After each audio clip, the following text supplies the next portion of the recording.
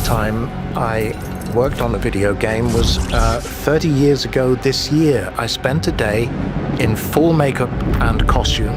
I did the day, and I never heard another word about it. 30 years later, here we are.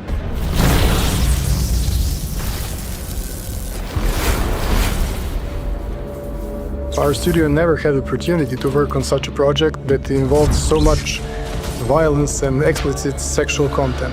On the other hand, also, we never had the opportunity to work on an IP as big as Hellraiser before. We instantly got hooked to this specific IP because a lot of our development team members are huge fans of this franchise, and there has never been a game in this universe before, and because of those two factors, it was really like a no-brainer to us.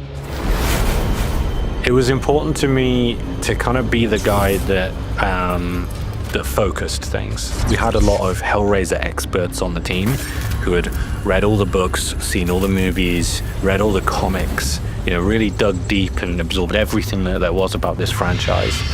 But when you've got like this smorgasbord of like existing material that you can draw on to tell a story, I think in some ways it can be a bit limiting, but it can also be a distraction from what made the work great in the first place.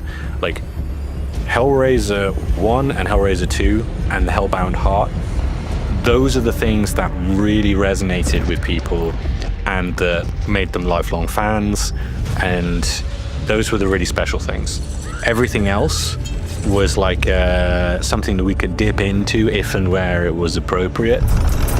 So the practical effects of the movies were sometimes hard to translate because we are separated by, I would say, decades between technologies, and they were limited by their time. One of the things that we enjoyed making were the electrical effects when Cenobites appear, like those static electricity that appear on them when they pop out.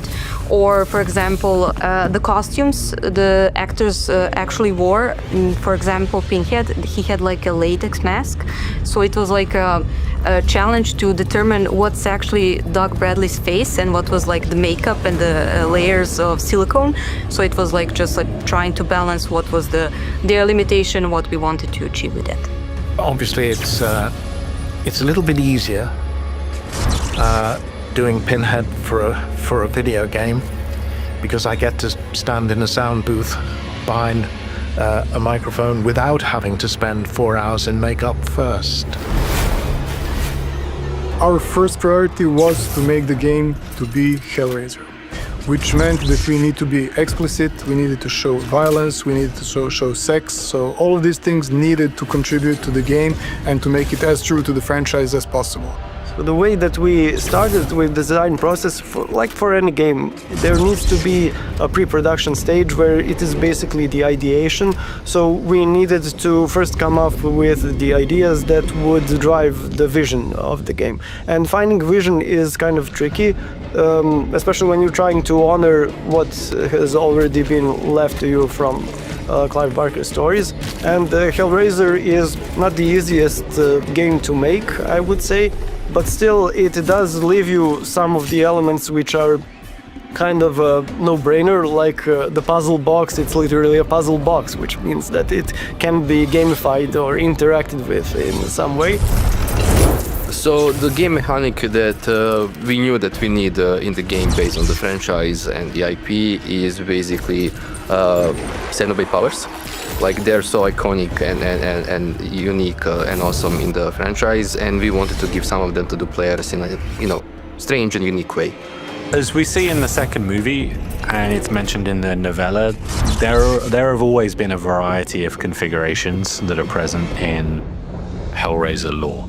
The Genesis configuration is a different but similar configuration to the Lament, and it has a specific purpose. It can do what the Lament does and call forth the Cenobites and kind of bridge the two worlds of the real world and the labyrinth, but it also has a role to play in a Cenobite plot. I don't want to say too much more than that, but a Cenobite plot, there's something that Pinhead and his gash, his order, want to achieve, And the Genesis configuration is made for purpose for that. What I expected to be doing was, retreading the greatest hits.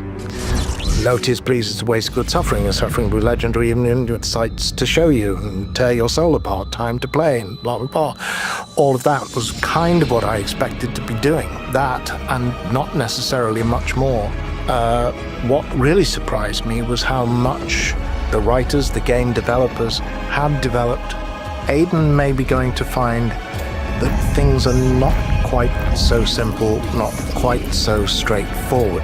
But I'll leave you to find that out for yourself when you play the game. But the story is strong and it's powerful, and I think people are going to have a lot of fun with it.